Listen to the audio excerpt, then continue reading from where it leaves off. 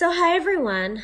I am creating a new course. So I was reviewing any new research that had come out, and I came upon a specific study, or really it's more of a paper that I really liked and I thought I would share it. It's called Reducing Allostatic Load in Depression and Anxiety Disorders, Physical Activity and Yoga Practice as Add-on Therapies.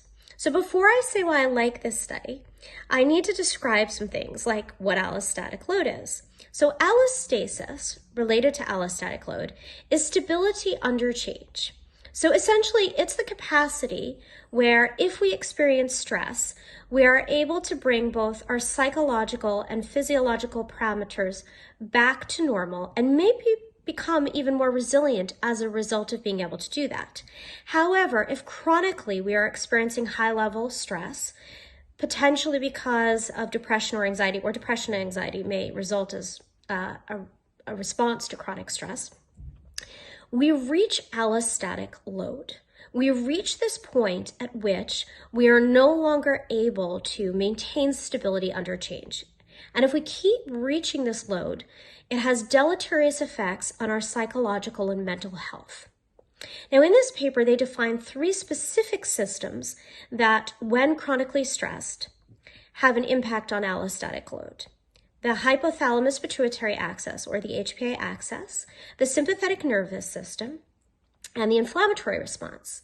And in relationship to that, they talk about cortisol's impact on the hippocampus in the brain, a major site of neuroplasticity and specifically the growth of new neurons, or neurogenesis. They talk about, in the sympathetic nervous system, the release of norepinephrine and epinephrine, or noradrenaline and adrenaline, on cardiovascular health. Both of those neurotransmitters, which also act sort of as hormones, have an impact on heart rate, elevating it. And if we chronically have an elevated heart rate, unfortunately, that is going to have an impact on overall cardiovascular health. And then finally, in the inflammatory response, they talk about elevated levels of interleukin-6 and tumor necrosis factor alpha, both of which are implicated in autoimmune conditions, inflammatory response in general that is heightened, and also chronic pain.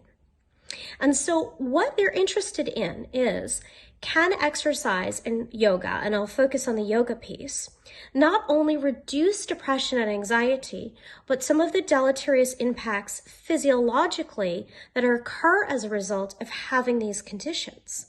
And what they find is, in fact, yes, the practice of yoga is not only helpful in reducing anxiety, but in reducing heart rate, in reducing inflammation, and reducing levels of cortisol, which is helpful for the hippocampus, and many other things. You can read the paper yourself, actually, because it's freely available, and I'll put in the link. But what I love about this, so this is coming back to it, is that this paper is really demonstrating how something like the practice of yoga has an impact on all aspects of the person, not just on the psychology, but on the physiology. And because as human beings, when we're mentally unwell, it has a pronounced impact on our physical health, it's really important that our interventions focus on both, not just the psychological piece. This is something that when I'm teaching psychological therapists or doctors, I always come back to. Like, for example, when I teach the breathing techniques, the value of these is not just the reducing of the mental health, the negative mental health symptoms, but also in helping to impart greater physical health. We already know that being chronically anxious or depressed reduces somebody's lifespan. And this is in part the reason why I'm describing. So I guess this paper just really shows that yoga, by impacting all of the koshas, has a pronounced effect, and it highlights its value as an intervention. Feel free to share, to add your own bits if you read the paper, and I hope you have a lovely rest of your day, whatever time it is for you. Namaste.